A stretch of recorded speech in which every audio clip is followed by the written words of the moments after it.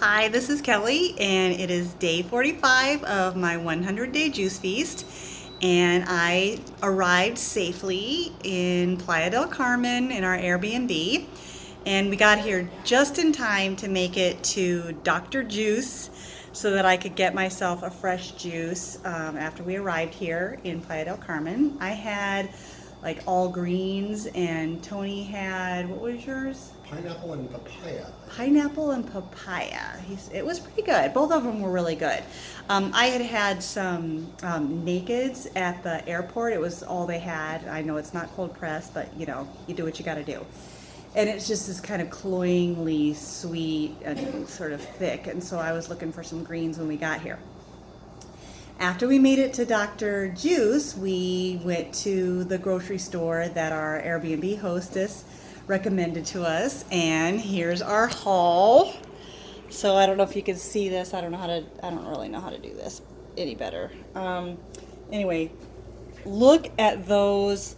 I don't know if you can see this celery. They are like palm trees. And then this is guanabana.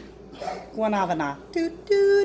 So we're gonna try juicing that. I got my regular. I apologize for how badly I'm doing this, but this is my regular stuff for my Todd's V8. And here's the juicer that made it all the way to Mexico.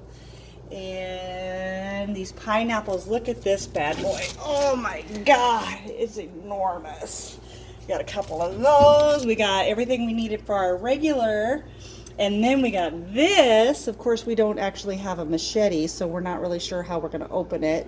But it turns out we also forgot our strainer. So I think we're going to have to make a run to Walmart. I apologize for sweating. We just walked back with like 1,000 pounds of produce from that grocery store, and we had to walk 8 blocks, I don't know, a gajillion blocks with it, and it was really heavy, and so it is so hot. It was 18 below in Chicago when we got to the airport, and it is in the 80s. It was 80s when we landed in Cancun, so it's pretty amazing. Anyway, this is one thing that I had not shown you guys yet. So these are the bottles that we bought. They're metal and they hold 32 ounces. And we got 4 of those. I know, I am just absolutely awful at trying to do this backwards. There, we got 4 of them that we're gonna use for when we go on our excursions to take our juices there. So anyway, we managed to arrive safely and get produce so that we can at least do a morning juice. We'll probably do our morning juice without the strainer just so that we have something that we can have. It's grapefruit, orange juice, grapefruit, oranges, and pears.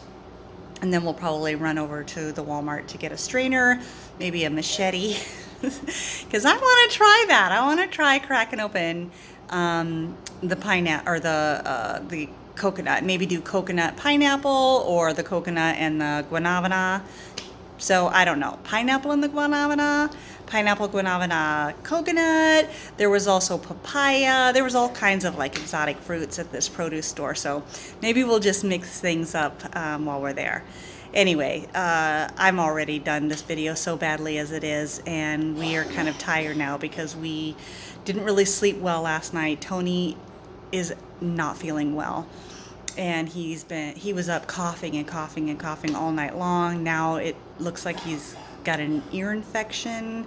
He did make it to urgent care though last night so that he could get a prescription for that. So I know. So I don't know. We're pretty tired. And then so we were up all night, and then we had to leave about 5:30 in the morning to drive to Chicago.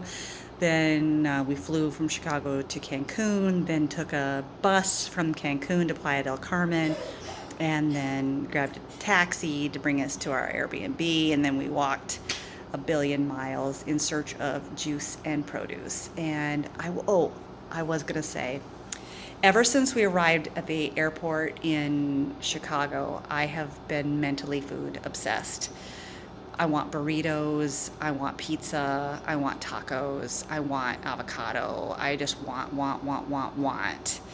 And I'm actually somewhat looking forward to having this opportunity to practice, living in the present and looking up, like looking around and looking at the palm trees and looking at, all the beautiful culture and colors and zip lining and doing the adventures instead of being led around by my hunger all the time and wondering what I'm going to eat. In fact, when we landed, there was a group of people near us, and I don't want to sound like I'm being hypercritical here because I'm not, but the heaviest member of that group, it was 4 o'clock in the afternoon, and he's like, "So, are we going to do a buffet tonight, or are we going to go to a restaurant?" And like one of the other people were like, "Oh, I don't know," like they hadn't really thought about it, and all I could think about was there were sort of two things that were dueling in my mind. One was that would have been me. I would have been the one wondering where was the first place we were going to go for food. And then the other part of me, like the whatever, was thinking, I wish I was going somewhere that had a buffet that I could just walk straight in and start eating at the buffet. And this is going to be a long, long process for me to stop living my life like it's all about my next meal and what it's going to be, and just enjoying life. And this is going to be an amazing experience for me to practice.